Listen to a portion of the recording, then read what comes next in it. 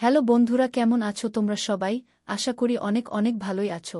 আর তোমাদের ভালোবাসায় আমিও অনেক ভালো আছি, কারণ তোমরা আমাকে যে পরিমাণে ভালোবাসা দিয়েছ এবং সাপোর্ট দিয়েছ তা আমি কোনোদিন ভুলতে পারবো না। তাই তোমাদেরকে মজা দেওয়ার জন্য আবারও একটি নতুন গল্প নিয়ে হাজির হলাম। গল্পটি শোনার মতো, আশা করি তোমাদের দাঁড়িয়ে যাবে এবং তোমরা হাতের কাজ করতে সবাই হেডফোন নিয়ে বসে যাও।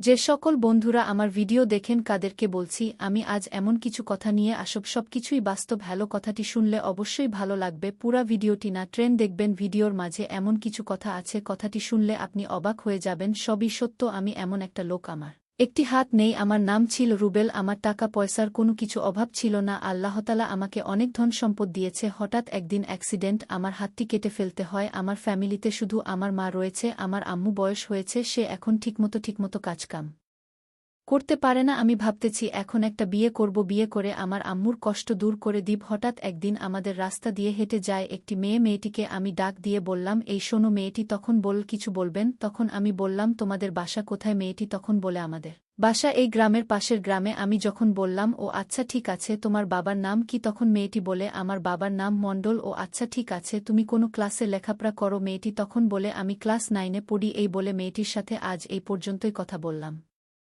পরের দিন আসা যাক, স্কুল ছুটি হওয়ার সময় তখন আমি আবার রাস্তায় দাঁড়িয়ে থাকি। মেয়েটিকে আজ বলবো, মনে মনে ভাবতেছি মেয়েটির কাছ থেকে আজ ফোন নাম্বার নিব। কিছুক্ষণ পর মেয়েটিকে দেখতে পাই, তখন আবার ডাক দিয়ে বললাম, এই শোনো, তোমার নামটাই তো জানা হলো না। তখন মেয়েটি বলে, আমার নাম রিয়া। আমি তখন বললাম, নামটি খুব সুন্দর তোমার। আচ্ছা, তোমাকে একটা কথা বলব, কথাটা রাখবে? তখন বল, হ্যাঁ বলেন। তখন আমি বললাম, আচ্ছা তোমার ফোন নাম্বারটা দিবে? কিছুক্ষণ পর রিয়া বলল, আমার নাম্বার দিয়ে কি করবেন? তখন আমি বললাম, তোমার সাথে রাত 10টায় কথা বলবে একটু। আমি মনে মনে ভাবলাম, আচ্ছা ঠিক আছে, নাম্বারটা দে। কিছুক্ষণ পর আমি নাম্বারটা দিয়ে দিলাম। এই নাম্বার নিলাম। হঠাৎ করে রাতে ফোন দেই রিয়াকে। রিয়াকে ফোন দিয়ে বললাম, আমাকে যে রাত্রে নাম্বার দিলে সেই লোক আমি। তখন রিয়া বলে, হে কি বলবেন বলেন? তখন আমি বললাম, তোমাকে আমার অনেক ভালো লেগে গেছে। রিয়া তখন বলে, আপনি আবার ভালোবাসার মানেও বুঝেন? আপনার থেকে হাত নেই, আপনাকে ভালোবেসে কি করবেন? তখন আমি রিয়াকে বললাম, কেন, একটি হাতে তাতে কি হয়েছে? তাতে কি ভালোবাসা যাবে না? আমার তো টাকা পয়সার ধন দৌলত কোনটার অভাব নেই, তুমি না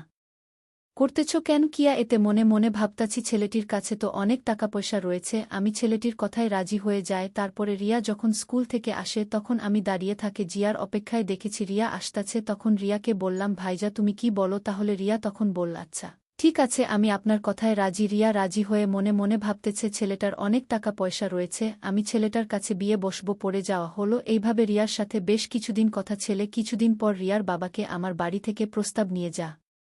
তখন আর বাবা প্রস্তাবে রাজি হয় না। কখন রিয়া মাঝখান থেকে বলে উঠল, হ্যাঁ আমি রাজি, আমি বিয়ে বসব। তখন জিয়ার বাবা বলল, আমার মেয়ে যে অত রাজি, তাহলে সমস্যা নেই। দিয়া বিয়েতে রাজি হয়ে গেল। শুক্রবার আমাদের বিয়ে। আমি রিয়াকে বিয়ে করি আজ শুক্রবার। রিয়াকে বিয়ে করার পর বাসর রাতে আমি একটা কথা বললাম, ইয়া দেখো, আমার তো একটা হাত নেই, আমাকে প্রতিদিন তোমার সহযোগিতা করতে হবে। রিয়া, আমার ধন সম্পদ যা রয়েছে সবই তোমার, সবকিছুই তুমি আজ থেকে দায়িত্ব পালন করবে। আমি আজ থেকে কোনো দায়িত্ব পালন করব না। বিয়া তখন বলে, আমি তোমাকে আজ একটা সত্য কথা বলবো। তোমার কথা শুনে আমার মনে যে কথা ছিল সেটাই আমি আজ ভুলে গেলাম। রিয়া তখন বলে, আমি তোমাকে বিয়ে করেছি একমাত্র তোমার ধনসম্পদ দেখে। আমি তখন বললাম, রিয়া আমিও মনে মনে ভাবছি আমি যাকে বিয়ে করব সবকিছুর দায়িত্ব তাকেই দিয়ে দিব। রিয়া তখন বলল, আজ থেকে আমি তোমার সব কিছু দায়িত্ব বহন করমু। আরেকটা কথা তখন বলে, তুমি আজ থেকে 5 ওয়াক্ত নামাজ আদায় করবে। আমি তখন রিয়াকে বললাম, আচ্ছা ঠিক আছে রিয়া, তাহলে তুমি ও আজ থেকে 5 ওয়াক্ত। আমি তখন রিয়াকে বললাম, তুমিও 5 ওয়াক্ত নামাজ আদায় করবে। আরেকটা কথা, আমাকে কখনো কোনোদিন কষ্ট দিবে না। আমি রিয়ার কথাই সব রাজি হয়ে গেলাম। আজ থেকে আমাদের জীবনটা সুন্দরভাবে কাটতেছে। একদিন আমার একটি কিডনির সমস্যা হয়ে যায়। ডাক্তার তখন বলে, আরেকটা কিডনি না হলে তোমাকে বাঁচানোর সম্ভব না। আমি আমার রিয়াকে বললাম, রিয়া কেউ কি আপনার থেকে হাত নেই, আপনাকে ভালোবেসে কি করবেন? তখন আমি রিয়াকে বললাম, কেন, একটি হাতে তাতে কি হয়েছে? তাতে কি ভালোবাসা যাবে না? আমার তো টাকা পয়সার ধন দৌলত কোনোটার অভাব নেই, তুমি না করতেছ কেন? কিয়া এতে? মনে মনে ভাবতাছি ছেলেটির কাছে তো অনেক টাকা পয়সা রয়েছে। আমি ছেলেটির কথায় রাজি হয়ে যায়। তারপরে রিয়া যখন স্কুল থেকে আসে তখন আমি দাঁড়িয়ে থাকি জিয়ার অপেক্ষায়। দেখেছি রিয়া আসতাছে। তখন রিয়াকে বললাম, ভাইজা তুমি কি বলো তাহলে? রিয়া তখন বলল, আচ্ছা ঠিক আছে, আমি আপনার কথায় রাজি। রিয়া রাজি হয়ে মনে মনে ভাবতেছে ছেলেটার অনেক টাকা পয়সা রয়েছে, আমি ছেলেটার কাছে বিয়ে বসব। পড়ে যাওয়া হলো। এইভাবে রিয়ার সাথে বেশ কিছুদিন কথা ছেলে। কিছুদিন পর রিয়ার বাবাকে আমার বাড়ি থেকে প্রস্তাব নিয়ে যা। তখন আর বাবা প্রস্তাবে রাজি হয় না। কখন রিয়া মাঝখান থেকে বলে উঠল, হ্যাঁ আমি রাজি, আমি বিয়ে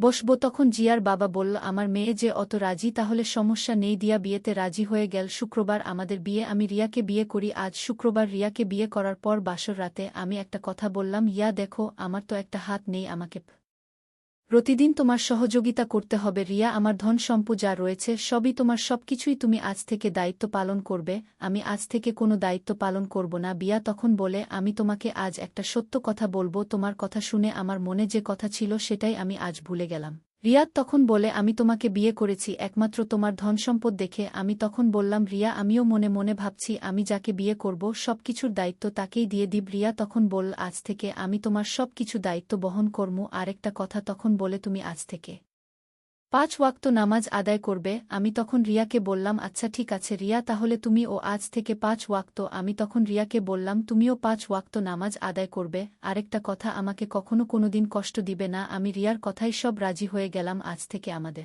জীবনটা সুন্দরভাবে কাটতেছে একদিন আমার একটি কিডনির সমস্যা হয়ে যায় ডাক্তার তখন বলে আরেকটা কিডনি না হলে তোমাকে বাঁচানোর সম্ভব না আমি আমার রিয়াকে বললাম রিয়া কেউ কি